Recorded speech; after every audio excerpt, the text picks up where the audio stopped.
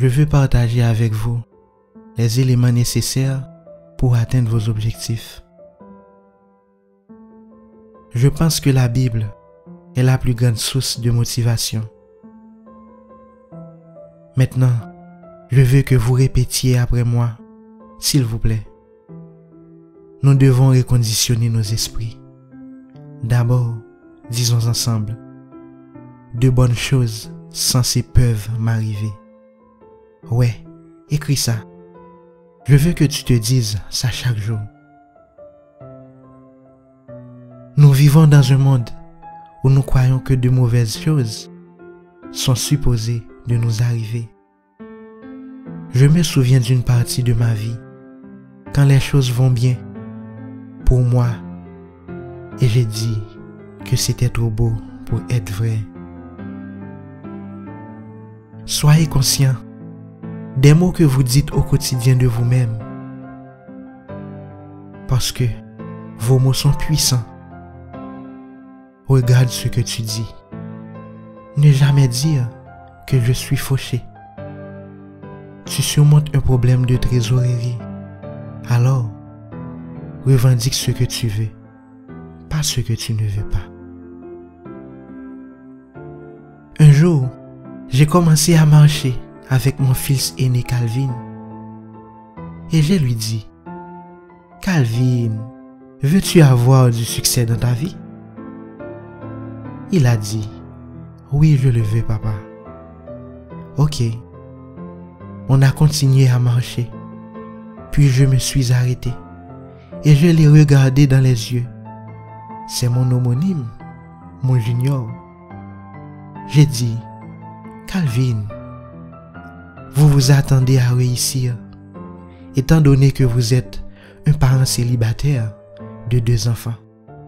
Étant donné que vous avez décidé de ne pas aller à l'université, poursuivre vos études.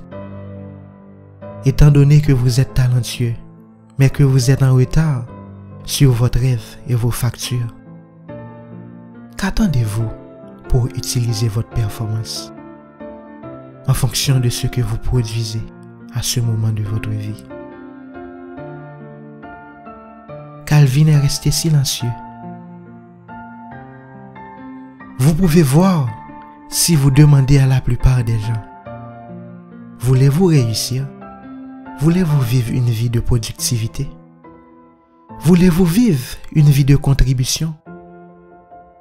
Voulez-vous être un meilleur père? Veux-tu avoir ta propre entreprise? Tout le monde dira oui. Mais celui qui possède les attitudes adéquates pour réaliser ses objectifs est extrêmement rare.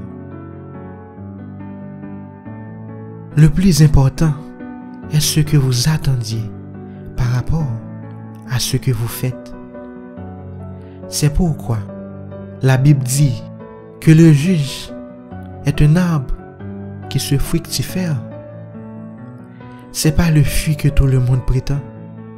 Il se définit plutôt par une chose que vous faites. Voyez ce que vous faites quand vous partez d'ici. Quand la musique s'arrête, lorsque les cris s'éteignent. Votre comportement, comment vous vous conduisez. Écrivez vos objectifs en décidant de vous inscrire à l'école pour obtenir un diplôme. Décidez de vous asseoir en classe avec des enfants assez jeunes pour trouver une partie d'une idée, d'un service que vous pouvez fournir afin que vous puissiez commencer à créer de la valeur pour vous-même. Pour que vous puissiez bien créer, laissez-moi vous dire quelque chose, mesdames et messieurs. C'est très important que nous commencions à apprendre à bien créer. Je parle d'aimer l'argent. Ne crois pas que le manque d'argent est la racine de toutes les personnes perverses. C'est vrai que les gens ont tué pour de l'argent. Les gens vont en prison pour de l'argent. Cependant, vous avez la plus forte incidence de criminalité et de violence chaque fois que le chômage augmente. Fais une différence dans votre vie. Alors, je me rends compte que tu n'es pas comparable. Tu dois être riche. Zig Ziglar a dit que les gens disaient que l'argent ne vous rendrait pas heureux. Mais tout le monde veut le découvrir par lui-même. Laissez-moi vous dire une chose, camarade. L'argent apporte un vrai changement dans ma vie. J'étais si brisé lorsque les créanciers appelaient à la maison et mes enfants répondraient au téléphone. J'ai dû travailler et j'ai ça dans ma vie. Je l'ai cassé une fois dans ma vie et je dirais que la pauvreté est nulle. Répétez après moi s'il te plaît. Je ne serai jamais cassé à nouveau. Oui, écris ça.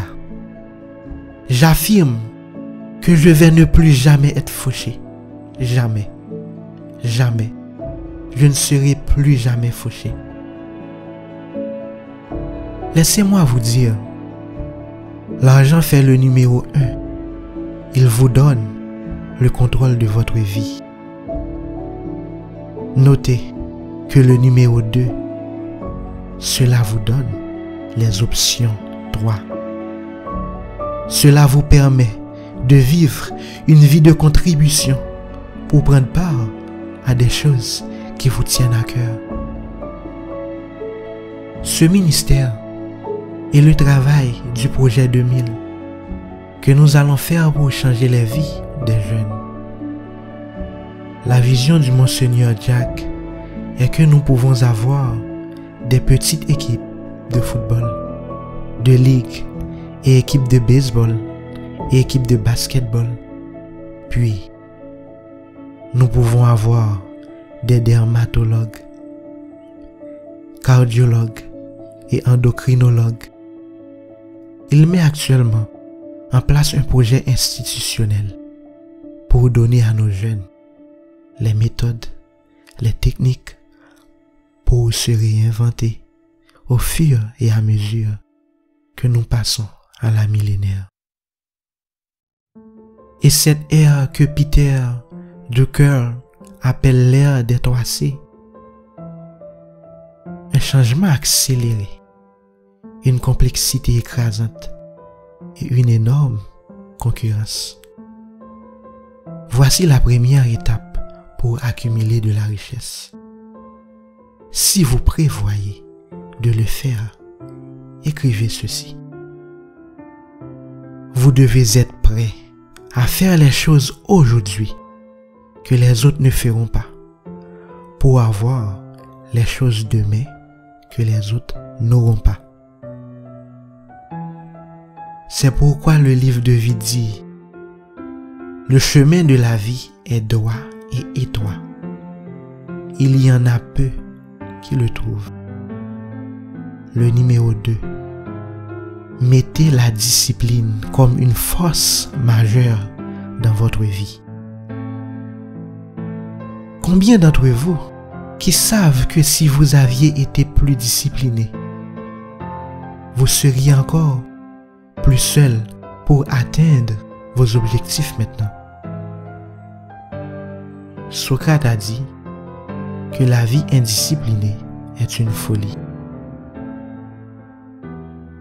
La vie sur la route est droite et étroite parce qu'il y en a peu qui sont prêts à se discipliner. Voici quelque chose que la plupart des gens ne feront pas. Beaucoup de gens, 85% des gens, laissent leur peur de l'échec emporter sur leur désir de réussir. Répétez après moi, s'il vous plaît. Tout ce qui vaut la peine d'être fait vaut la peine d'être bien fait. Comme on nous l'a appris, si vous savez, faites-le. Mais si vous ne savez pas comment le faire, ça vaut le coup de mal faire les choses jusqu'à ce que vous ayez raison. Maintenant, écrivez ceci. Vous n'avez pas besoin d'être génial pour commencer, mais vous devez commencer à être